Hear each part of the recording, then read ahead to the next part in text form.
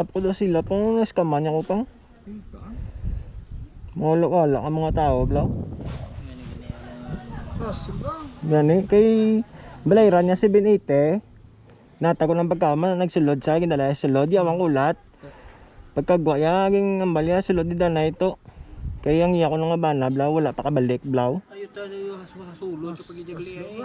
Hasul na yan, magsulod yung pwede yan. Usik niya. Ano gani, pang yung private property na iya? Hindi ko din magsulod ito sa Passing na yan. Trespassing na iya pang ang kaso. Kaya magamba pa na yung para sumpa na yung bayan. Kaya nang bayad sa way.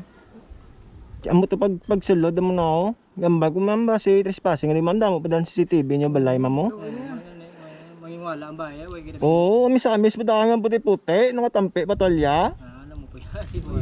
Ano na ginaya? Quits na tani eh. Ha? Quits na. Quits na wala na. Amo to ganito ni plano ya. Manuwan tanin namon. Pagkuha na ganun quits. Which ganito? Katampi. Pabayad pagka Oo, pabayad. tapos may payaban na pang. Ha?